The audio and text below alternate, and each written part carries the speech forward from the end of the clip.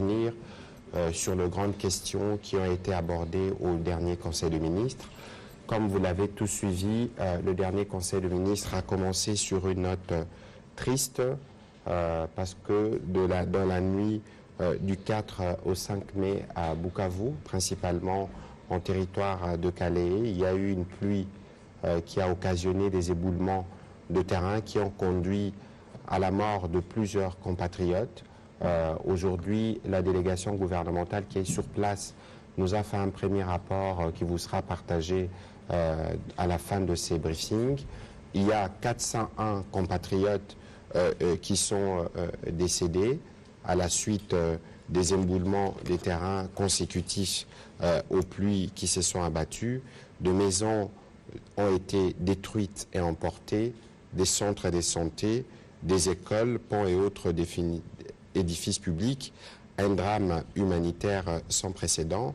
Et comme je disais tout à l'heure, le week-end dernier, on parlait de 176 victimes, mais après les décomptes qui a été effectué parce que certains corps ont été ensevelis par la boue, on a compté 401 et plusieurs autres compatriotes sont portés disparus. D'autres sont pris en charge dans les centres hospitaliers de la place. Le cas le plus urgent a été transféré sur Bukavu. Et donc, sur recommandation de la division provinciale de la santé du Sud Kivu et de la Croix-Rouge locale, plusieurs corps étaient en décomposition très avancée et ne pouvaient attendre de conditions propices, avaient été urgemment enterrés pour éviter la contamination et des risques d'épidémie dans la zone. Et donc, les collègues du gouvernement qui sont partis sur place ont pris des dispositions pour que demain, on organise des obsèques dignes pour les compatriotes, pour 120 compatriotes qui doivent être enterrés demain. Et on a évalué les besoins en assistance qu'il faut apporter en termes de vivres et de non-vivres, en termes de médicaments, etc. Le gouvernement qui est représenté sur place fera le point général de la situation parce qu'il est aussi prévu une assistance financière pour les familles qui sont éprouvées, mais aussi prendre des mesures notamment pour reloger les compatriotes qui ont été touchés par ces drames.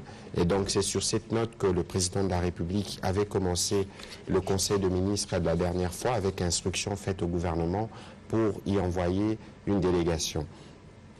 Aujourd'hui à Kinshasa, donc tout à l'heure, s'est terminé à la cathédrale Notre-Dame la messe qui a été organisée en mémoire de ces victimes. Le Premier ministre y a pris part, comme beaucoup de membres du gouvernement. La messe qui a été organisée à l'initiative du président du Sénat, l'honorable Bahati Lukwebo, et le deuil national a été observé sur toute l'étendue du territoire national parce que, comme vous le savez, la République, elle est une, et lorsqu'une partie de la République démocratique du Congo est touchée, c'est tous les Congolais qui sont touchés en même temps. Nous avons vu l'élan de solidarité qui s'est déployé depuis hier en faveur de ces compatriotes qui s'y sont touchés. C'est aussi cela, la République démocratique du Congo, un élan d'unité lorsque de compatriotes sont touchés.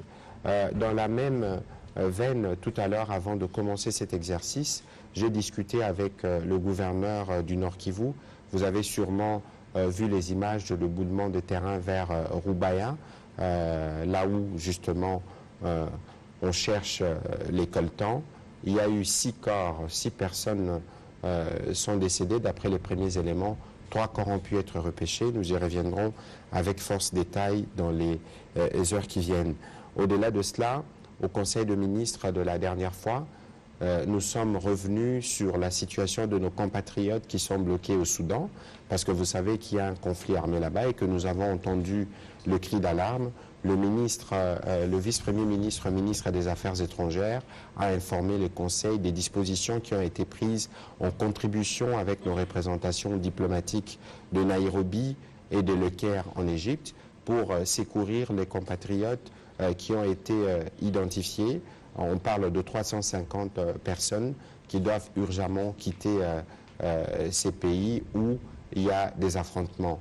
Il y a un état des besoins qui a été préparé au niveau du ministère des Affaires étrangères et le président de la République a donné des instructions pour que très rapidement, nous puissions apporter l'assistance du gouvernement à ces compatriotes qui sont dans les besoins.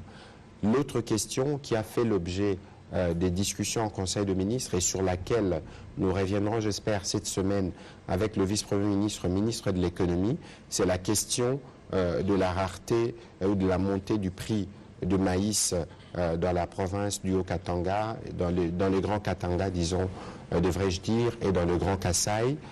Vous savez que les prix ont fortement augmenté et la délégation gouvernementale, contrairement à ce qui a été partagé dans les réseaux sociaux, ne comprenait pas 10 ministres. Il y avait plusieurs questions sectorielles qui devaient être abordées. Il y a eu une première partie de la mission qui s'était rendue en Afrique du Sud, je pense qu'il comprenait le vice-premier ministre, ministre de l'Intérieur, le ministre des PME, le ministre du Commerce extérieur et le ministre de l'Industrie. Ils ont été rejoints dans l'autre phase de la mission qui était tout aussi stratégique par la vice-ministre des Finances, le ministre des Hydrocarbures, parce que la solution pour le gouvernement, c'est d'accroître les capacités des productions locales. Alors, il se trouve que malheureusement, la crise de la farine du maïs a été occasionnée par quelques individus visiblement mal intentionnés qui, avec quelques connexions en Zambie, ont obtenu que la Zambie décide de ne plus vendre le maïs à la République démocratique du Congo, son voisin direct, alors que c'est la Zambie qui vend le maïs au Kenya, à l'Éthiopie et à d'autres pays de l'Afrique de l'Est. Et pire encore, interdiction de toute cargaison venant d'autres pays d'Afrique australe d'arriver en République démocratique du Congo. Toutes ces décisions n'étaient pas connues du président zambien. La délégation gouvernementale qui s'est rendue sur place a eu des échanges avec des officiels et très rapidement, les mesures ont été prises pour lever toutes ces barrières et nous aurons de plus amples détails dans les jours qui viennent. J'espère que nous aurons l'occasion de discuter avec vous de mesures qui sont arrêtées pour d'abord régler les problèmes urgents en termes d'approvisionnement et pour voir comment on règle le problème dans la durée avec une production locale, avec un appui à donner aux hommes d'affaires congolais, aux opérateurs économiques. C'était l'essence de la réunion, de la descente sur place de la vice-ministre des Finances, parce qu'il était question de regarder quel type d'avantages accorder à ces différents opérateurs, identifier tous les goulots d'étranglement. Et je ne vends pas encore les conclusions de cette mission, mais il est question de voir dans l'étendue de la République démocratique du Congo comment on affecterait de 100 000 hectares à peu près par province. On en aura 26 millions, je crois, si je calcule bien, pour que nous puissions être d'hectares, pour que nous puissions être en mesure de cultiver du maïs et de répondre à cet impératif alimentaire urgent. Voilà plus ou moins les sujets sur lesquels nous avons discuté longuement le vendredi dernier en Conseil de ministres, parce que les collègues qui étaient partis à Lubumbashi sont revenus l'après-midi et ils ont eu l'occasion de faire ces rapports préliminaires. Il y a eu une réunion spéciale de la commission ECOFIN samedi. Les mesures ont été transmises à la primature et donc dans les 48 heures, nous pourrons annoncer ces mesures pour voir comment nous avançons.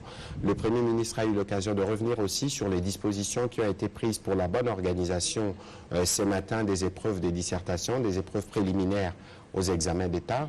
Tout s'est plutôt bien passé en cette matinée et il y a évidemment des questions de sécurité.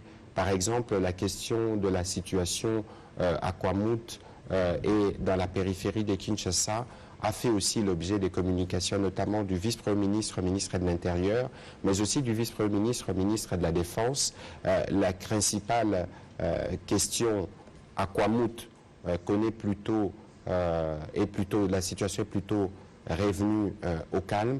Il y a eu quelques situations consécutives à une attaque d'un véhicule de patrouille de la police pas très loin de Kinshasa, mais des dispositions ont été prises au niveau de la police et l'armée devrait intervenir aussi pour être sûr que la paix est totalement restaurée. Mais malheureusement, il s'est observé aussi une réutilisation des images et des messages qui ont été distillés dans l'objectif de semer la panique de la population. Avant de commencer cet exercice, j'ai eu l'occasion de discuter avec le vice-ministre des Affaires intérieures et sécurité pour avoir les derniers éléments sur le sujet. C'est aussi le cas de la situation au Maniema à Kindu.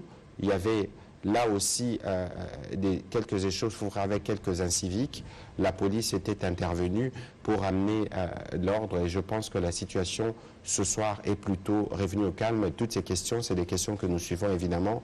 Dès qu'il y aura des détails, nous pourrons revenir pour pouvoir vous les donner. Voilà ce que je peux dire en liminaire de cet échange.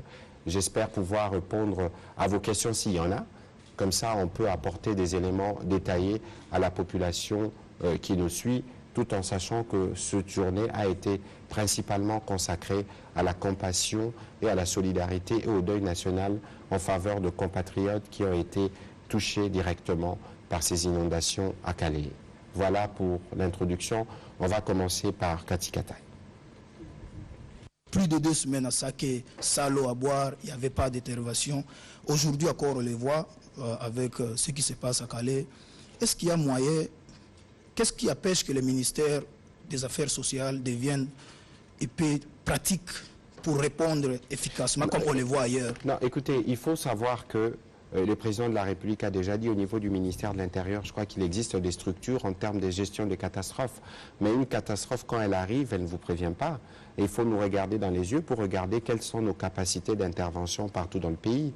Ça arrive à Calais, à quelques 80 km, je pense, de Bukavu.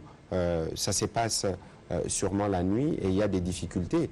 Regardez par exemple, nous tous, nous avons été touchés par les images des enterrements que nous avons vus, mais sur place, il n'y a pas des morgues. Les corps étaient en décomposition depuis quelques jours et les experts en santé publique ont dit qu'on ne pouvait pas le garder de cette manière. Avec la Croix-Rouge, ils se sont organisés. Nous sommes en droit de nous plaindre quand nous voyons ces images, mais ils l'ont fait parce qu'il fallait préserver les autres dans un environnement qui est déjà touché. Il pouvait y avoir des risques d'épidémie et d'autres maladies. Et donc, ceci ramène en surface la question de comment nous étions pour avoir des capacités partout. C'est pour ça que nous sommes en train de préparer, de travailler avec le projet de 145 territoires, notamment avec des bâtiments publics. C'est pour marquer d'abord la présence de l'État partout avec des capacités, d'être en mesure d'intervenir pour parer au plus pressé. Et donc personne ne souhaite que ces situations arrivent, et lorsque ces situations arrivent, nous essayons de les gérer au mieux. Vous savez par exemple que la gestion, parce que vous avez parlé de l'éruption, la ville de nord de Goma a récupéré très rapidement. Il y avait peut-être la route qui mène vers Nyiragongo était endommagée sur plusieurs kilomètres, mais c'est peut-être en 2 ou 3 jours qu'on a réussi à rouvrir la route parce qu'on s'est mobilisé spontanément. La question, c'est pas les inondations qui arrivent ou les catastrophes naturelles parce qu'on ne sait pas le prévenir. La question, c'est notre capacité à réagir et à réagir rapidement. Et je pense que nous sommes aussi de ce côté-là en train de travailler pour avoir des capacités de réagir chaque fois que l'urgence l'impose. Une petite question sur la SADC, monsieur le ministre. Est-ce qu'aujourd'hui, il faut dire que la RDC est clairement en crise avec l'EAC? Et est-ce que le gouvernement ne se gêne pas avec tout le nombre de ces militaires qu'on est en train de déverser au pays? Je ne suis pas sûr que nous pouvons commencer à parler de crise parce qu'il y a le problème avec le Rwanda, évidemment. C'est une crise, mais il faut considérer que la République démocratique du Congo appartient à plusieurs ensembles sous-régionaux et que le rôle stratégique de la République démocratique du Congo aujourd'hui exige qu'il y ait la paix ici. Et les efforts qui sont faits, c'est justement pour qu'on atteigne cet objectif de paix. Parce qu'au-delà, évidemment, de tout ce que nous avons comme situation actuelle, il faut toujours être en mesure de nous projeter en fonction des besoins de nos populations qui ont clairement le besoin d'échanger à la fois avec l'Est, à la fois avec le Sud, à la fois avec le Nord. Mais sur cette question de la SADC, nous aurons l'occasion d'y revenir avec le vice-premier ministre, ministre des Affaires étrangères qui est sur place. On va prendre la prochaine question de Benoît Nyemba.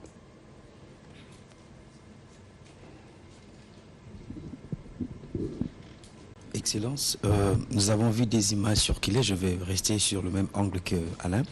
Les images ont circulé de premier enterrement de victimes de Calais. On a vu qu'on enterrait des gens dans le sac comme dans de fausses communes. qu'est-ce qui s'est passé exactement? Parce qu'il y a eu même de réactions de certains notables de Sud Kivu. Deuxième question, ces drames a emporté aussi des écoles et tout ça.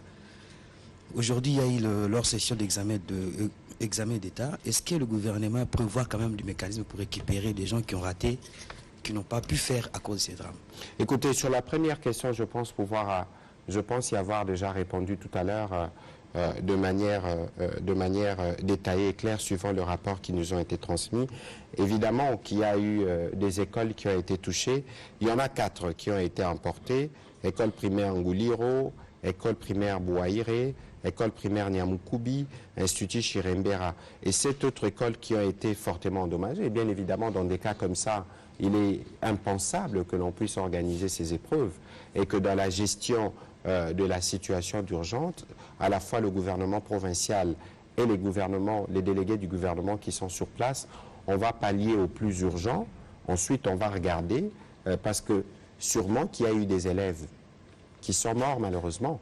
Donc il faut d'abord arriver à gérer la situation principale et progressivement, pour ces besoins qui ont été identifiés, il y a des églises qui ont été détruites. Il y a aussi besoin à ce niveau-là de s'assurer que les Congolais reprennent leurs activités comme c'était à l'époque. Il y a des marchés qui ont été emportés, il faut en reconstruire. Donc maintenant, les plus urgents, c'est la gestion des personnes qui sont décédées, la recherche des disparus, ensuite les besoins les plus urgents, et au-delà, on va regarder maintenant les autres aspects qui ont été touchés et qui vont exiger un certain temps pour que cela puisse revenir à la normale. On va prendre la question de Dadi Songozo.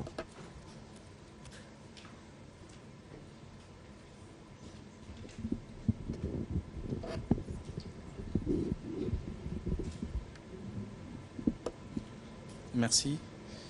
Monsieur le porte-parole, gouverner, c'est prévoir. Nous nous souvenons que les autorités congolaises avaient pris des mesures pour importer le poisson chinchard à partir de la Namibie. C'était suite à une rareté imposée par les opérateurs économiques. Où en sommes-nous aujourd'hui? Je pose cette question que j'ai liée à la rareté de la farine de maïs dans le Katanga et dans le Kasaï. Pourquoi le gouvernement attend toujours subir plutôt que prendre des précautions? Là, évidemment, je venais de vous suivre, vous avez dit qu'il y a des dispositions pour qu'il y ait des productions locales. Ça prendra quand même du temps. Pourquoi attendre et subir? Vous n'avez pas voulu citer celui qui est à la base. C'est vrai, on sait, peut-être c'est un politique, un présidentiable. Ça, vous ne l'avez pas cité. Moi non plus, je ne le cite. Bon, écoutez, la question, c'est pas de le citer. La question, c'est de savoir. D'abord, quand on regarde le Katanga, disons les choses de manière claire. Moi, je veux bien. On est candidat président de la République, on vient, parce que ce n'est pas encore le moment pour nous de verser dans la campagne. Mais il faut regarder où on était. La province du Katanga a été dirigée pendant longtemps. Peut-être qu'on préfère investir en Zambie et produire le maïs là-bas qu'investir sur place. La difficulté que nous, on a aujourd'hui, j'ai coutume à le dire, c'est que nous gérons les conséquences des années où des solutions n'ont pas été trouvées. Et je ne dirais pas que tout nous retombe dessus. Bon, sur la base du principe de la continuité de l'État, nous assumons notre part. Vous savez que le gouverneur Kiaboula, il y a du maïs qui est produit au Katanga. Mais le maïs qui est produit n'est pas suffisant pour répondre aux besoins, mais qu'il y a des campagnes agricoles qu'on organise déjà à partir de septembre-octobre. La question aujourd'hui, c'est de dire comment nous arrivons à produire durablement sur place ce que nous consommons. C'est pour ça que d'ailleurs, dans la mission qu'a conduite, parce qu'on dit toujours à quelque chose malheureusement, dans la mission qu'a conduite le vice-premier ministre, ministre de l'économie, il y avait d'autres membres du gouvernement, des discussions avec les opérateurs économiques, pour arriver de manière globale à identifier parfois certaines mesures ou certaines décisions qui existent localement et qui plombent ou qui perturbent la production locale. Bon, maintenant, il y a un travail qui a été fait au niveau du gouvernement en termes d'évaluation de besoins que nous avons dans le Grand Katanga et dans le Grand Kasaï du maïs jusqu'à la fin de l'année. Le vice-premier ministre pourra mieux l'expliquer J'espère que nous l'aurons dans le briefing cette semaine. Et on s'est dit, comment nous faisons pour y répondre? Évidemment, parce qu'on n'a pas de production locale suffisante, il fallait discuter avec les autorités zambiennes. D'abord pour comprendre ce qui s'est passé. Donc, parce qu'on avait décidé, comme ça, quelqu'un a décidé, on ne vend plus le maïs au Congo. Et on ne laisse plus passer les maïs importés, ce qui vient par exemple d'Afrique du Sud. Mais ça, vous n'allez pas me dire, ça c'est politique parce qu'il y a un objectif clair de s'aimer la tension et de soulever la population. Parce que lorsque le prix du maïs était à 45 000 francs, vous l'achetez à 100 000 francs ou à 90 000 francs, bien sûr que ça vous énerve, ça crée une forme de surchauffe. Et donc ça, c'est politicien. Je dirais même pas que c'est politique, j'allais dire même que c'est démoniaque de penser porter les cynismes à un tel point. Les Congolais qui sont déjà dans des situations assez difficiles et que de manière délibérée, vous puissiez utiliser des réseaux qui empêchent aux Congolais d'avoir accès à une denrée principale. Mais là n'est pas le débat. Le débat aujourd'hui, c'est de dire comment nous répondons à ces besoins. Et je pense que les mesures vont être prises. On va travailler avec la FEC. On va planter, parce qu'il y a des saisons pour planter. Il y en a peut-être 2 par an. Je ne suis pas spécialiste sur le sujet. On va voir dans quelles conditions on peut le faire. Je vous ai parlé de la réquisition de plusieurs hectares dans toutes les provinces du pays. Le ministre des Affaires foncières a été associé à la réunion ECOFIN élargie parce qu'il est question de mettre à disposition des terres à des compatriotes dans le pays pour s'assurer que nous avons une production suffisante pour couvrir nos besoins et c'est sur quoi nous travaillons. On va prendre la question de Patrick Lacoué.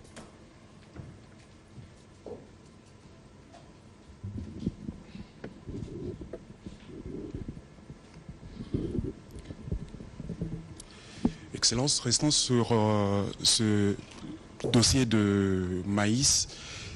Est-ce que le gouvernement congolais pense à la relance des entreprises qui ont eu à faire des preuves dans le domaine de production agricole? Je prends l'exemple de CDI Bouamanda à l'Équateur, dans le Grand Équateur, qui avait la capacité de nourrir plusieurs familles congolaises durant plusieurs années.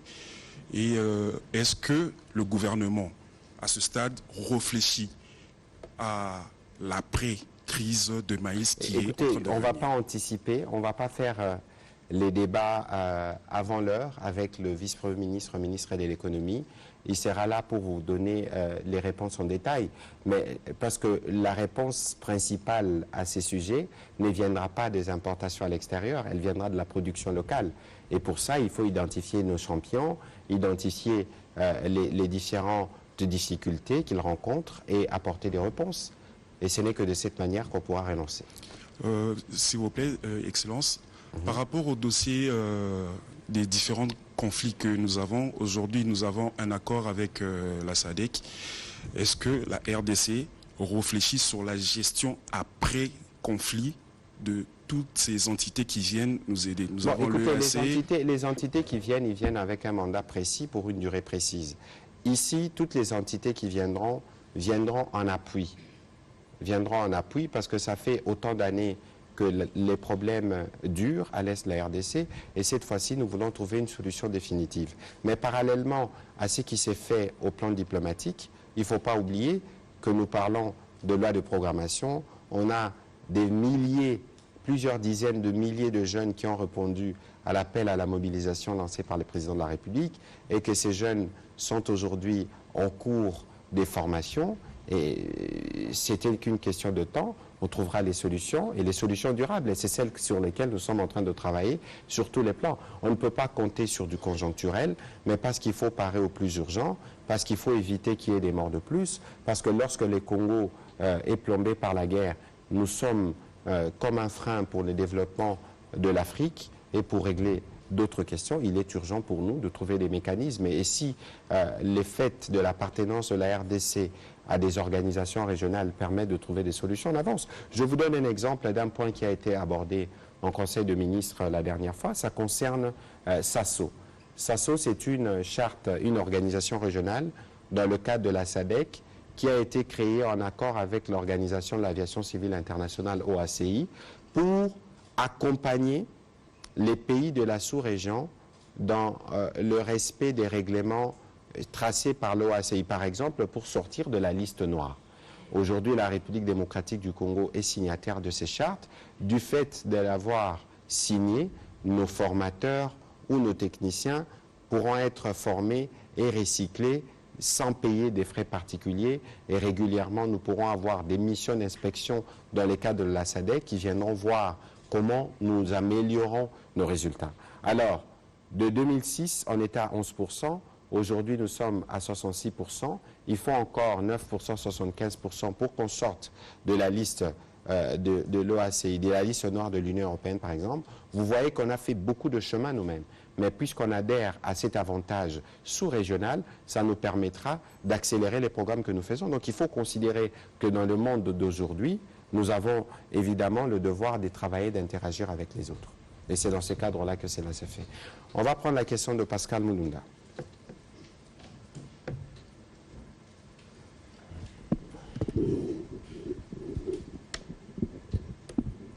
Merci, Excellence.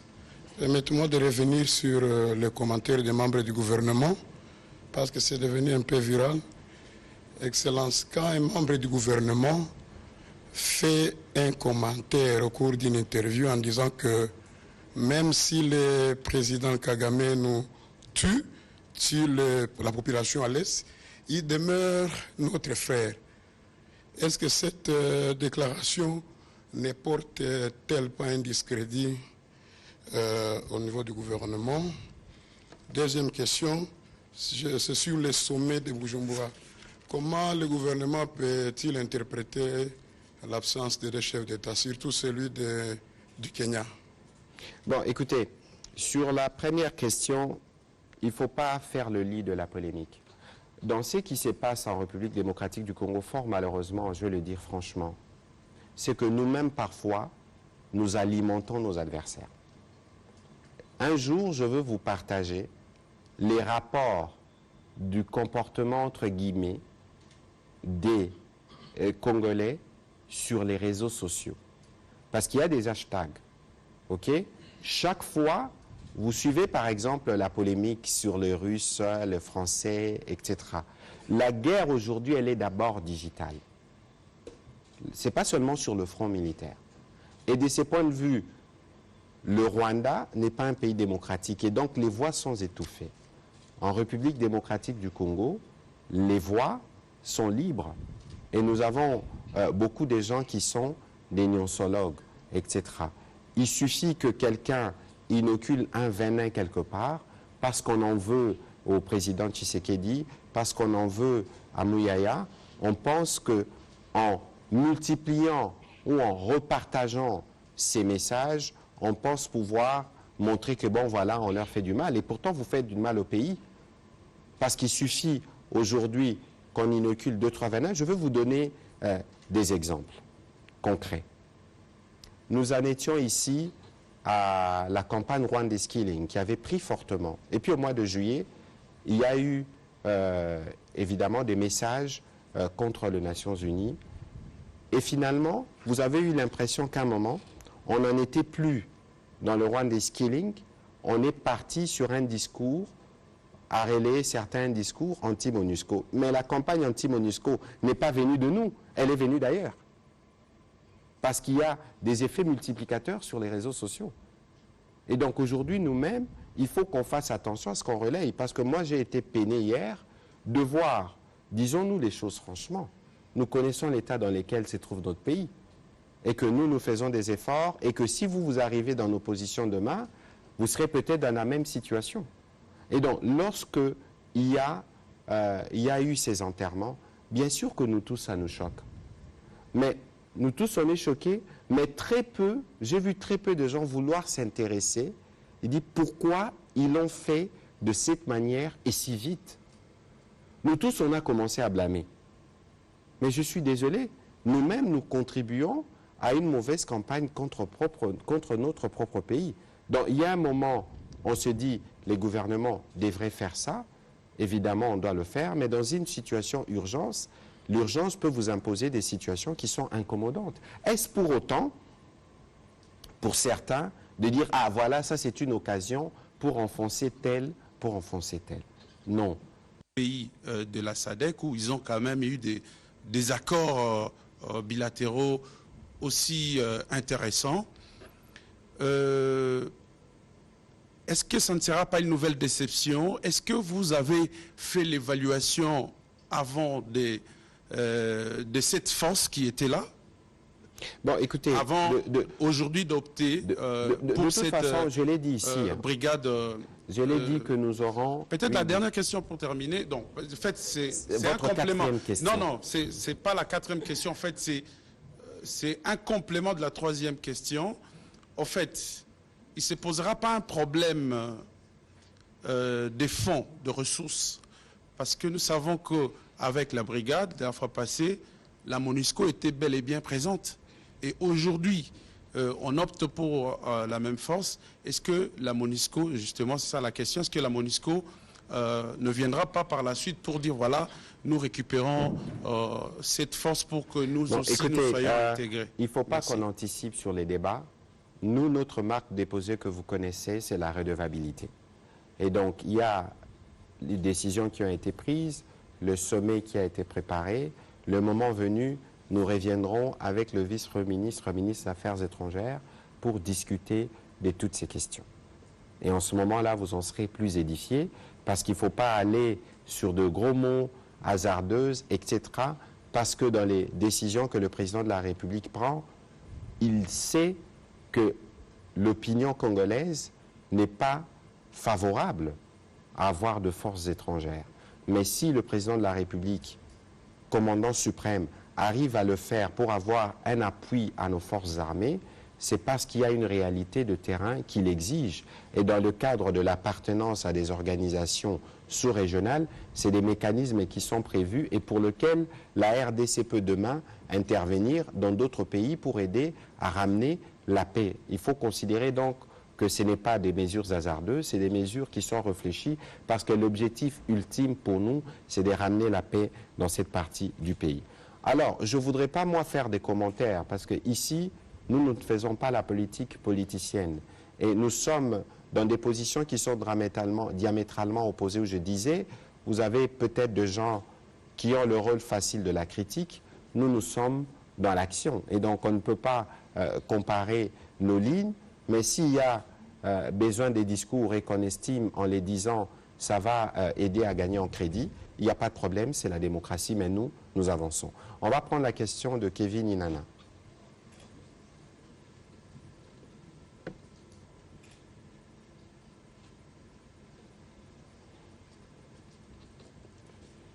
Monsieur le ministre, merci de la parole. Je suis Kevin Inana d'Ocapinews.net. J'ai deux préoccupations. Vous avez parlé tout à l'heure de la situation des finalistes de Kwamouth. Qu'en est-il de la situation des finalistes qui sont dans les zones occupées par le M23? J'ai parlé de à Calais et pas Kwamouth, mais de toute façon, la problématique est la même. Et d'ailleurs, ça me donne l'occasion de dire qu'au niveau du ministère de la Communication, pour tous les journalistes qui demandent d'ailleurs des accréditations pour aller dans le Kwango, dans le Maïndombe, dans les Kwilu, ces accréditations seront subordonnées, comme nous faisons pour les provinces de l'état de siège, à un avis de l'armée. Vous savez par exemple que même la CENI, sur certaines parties dans les territoires de Kwamouth, n'a pas eu accès. Parce que lorsque les conditions de sécurité ne sont pas réunies, on ne peut pas se permettre de dire, bon, les enfants vont aller faire l'examen d'État parce qu'il y a... Encore que sur cette question, il faut que je me réfère au ministre de l'EPST pour savoir ce qui a été fait.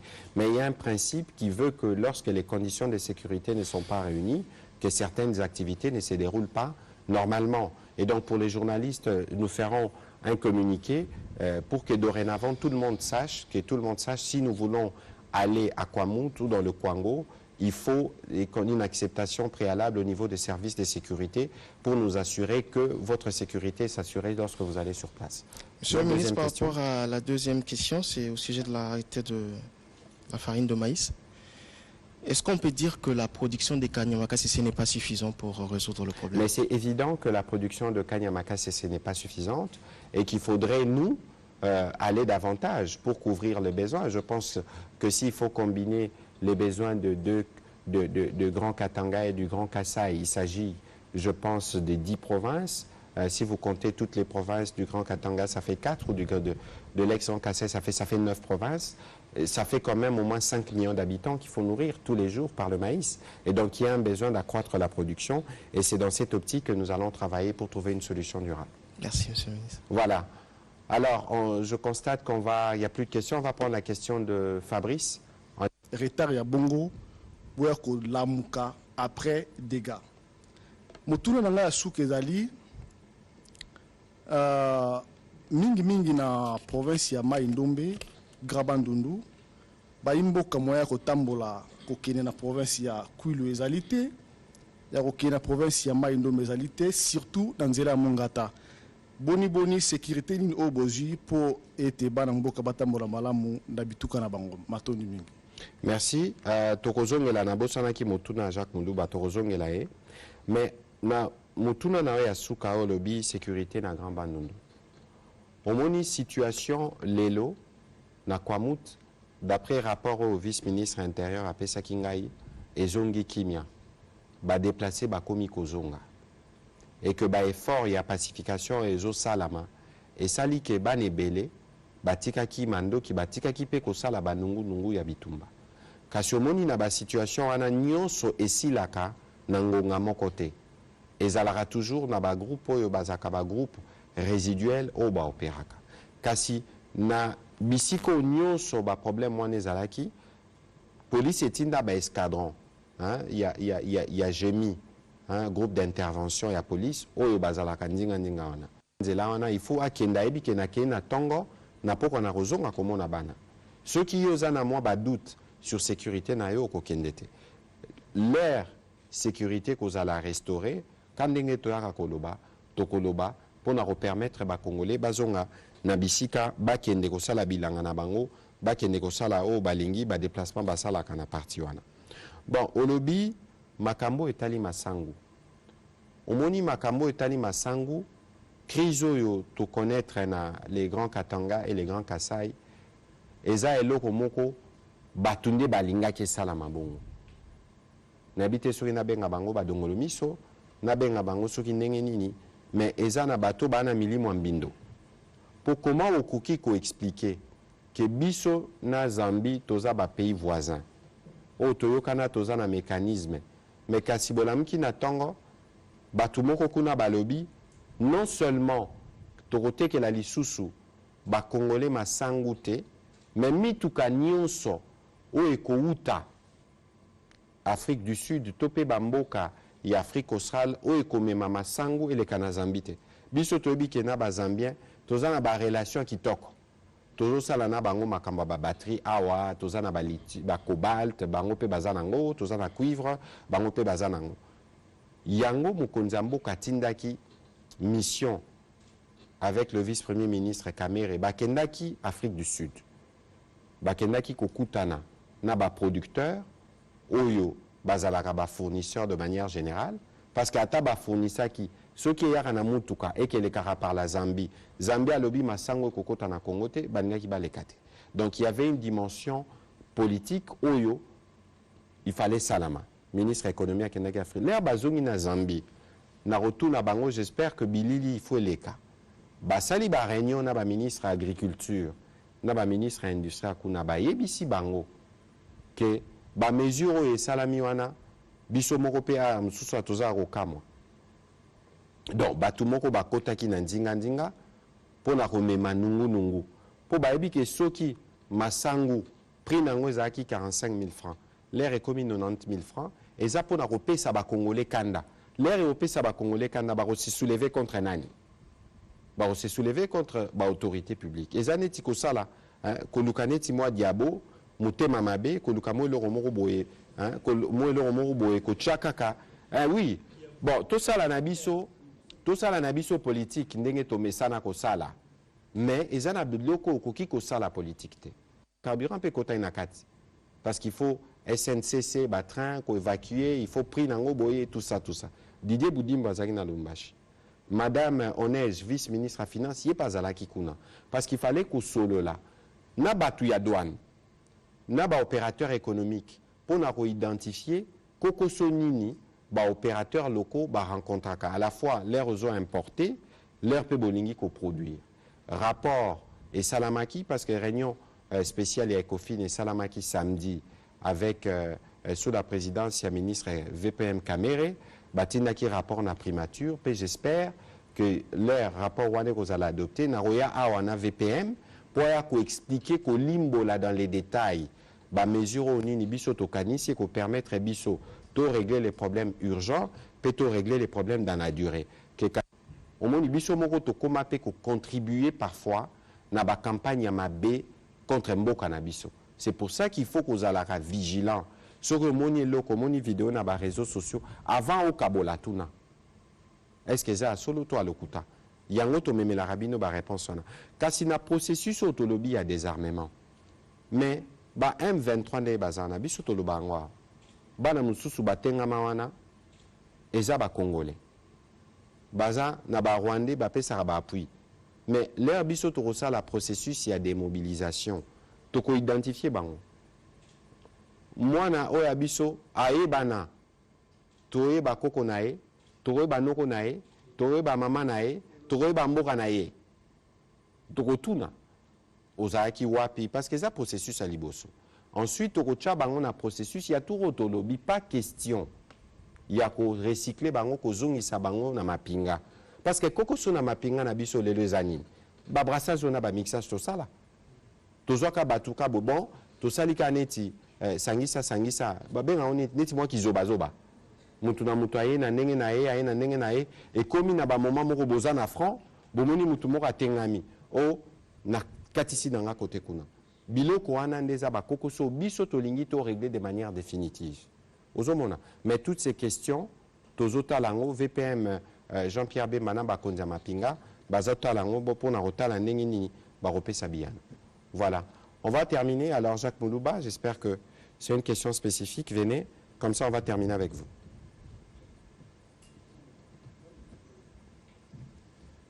Merci beaucoup, Monsieur le ministre. Des structures de l'État, chacune, en ce qui le concerne dans sa spécificité, qui devrait se charger de faire observer cette mesure. Nous observons une attitude de deuil et de compassion.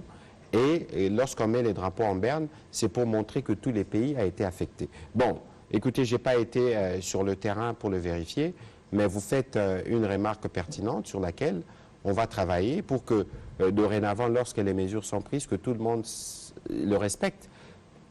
Peut-être qu'il fallait une communication spécifique détaillée du ministère de l'Intérieur. Je ne sais pas trop comment cela devrait se faire. Par exemple, lorsqu'il y a une journée chômée, la ministre du Travail s'exprime et elle fait un communiqué. Et donc, on prend la remarque, on prend note de la remarque et on va s'assurer que prochainement que cela soit respecté partout. Mais même si les drapeaux n'ont peut-être pas été mis en berne là-bas, mais aujourd'hui, moi je l'ai senti, la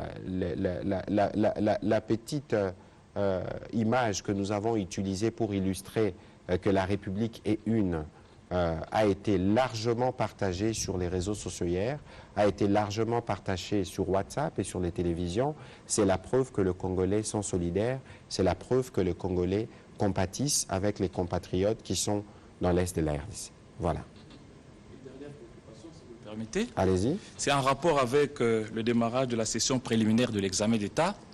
Vous avez dit que dans des territoires sous occupation ou frappés par la catastrophe, il y a peut-être certains finalistes qui n'ont pas pu avoir accès à cette session. Alors qu'au niveau du pays, nous sommes en train de lutter contre la balkanisation de la RDC. Mais pour ces finalistes-là, est-ce que ce n'est pas une manière, bien entendu, de contribuer aussi à cette balkanisation éducationnelle, puisque quel sera leur sort après? Bon, écoutez, il faut savoir, il ne faut pas aller si loin. La situation, elle est connue là où il y a des problèmes. Par exemple, nous avons vu les jeunes ou les élèves qui sont à Calais, avec ce qui s'est arrivé, ils ne pouvaient clairement pas. Les jeunes qui sont en territoire sous occupation du M23, pour des questions évidentes de sécurité, peut-être que les items ne sont pas parvenus là-bas. Et donc, on va faire l'évaluation de l'opération avec le ministre de l'Enseignement. Il y aura un rapport circonstancié où il y avait des problèmes et on va proposer des mesures palliatives. Ce n'est pas nous qui nous battons pour la concrétisation de la gratuité qui allons faire en sorte qu'une partie de la population qui n'a pas été, pour des raisons de sécurité, en mesure d'accueillir les épreuves d'examen d'État, ce n'est pas nous qui les laisserons faire. Et je pense qu'il ne faut pas aller loin à penser qu'on va faire une balkanisation éducationnelle. Non, ce n'est pas ça l'objectif. Au contraire, l'objectif, c'est d'envoyer les maximum d'enfants à l'école parce que c'est eux qui représentent l'avenir de ce pays. C'est peut-être sur eux, avec eux, que le Congo connaîtra de jours meilleurs sur base de la fondation que nous sommes en train de placer. Voilà, merci. On va terminer aussi cet exercice. Je vous remercie de vous être mobilisés et je vous remercie aussi de relayer le message du gouvernement parce que cet exercice, nous le faisons en toute transparence et lorsque il y a des difficultés, nous venons, nous les disons nous-mêmes parce qu'il faut éviter la désinformation. Aujourd'hui, je pense que nos compatriotes qui sont décédés à la suite de cette catastrophe, nous leur devons respect pour leurs âmes, essayons d'avoir une attitude qui nous permette d'honorer leur mémoire. Le gouvernement, pour sa part, fait sa part aux côtés des autorités provinciales. Nous aurons sûrement l'occasion de revenir avec force détail.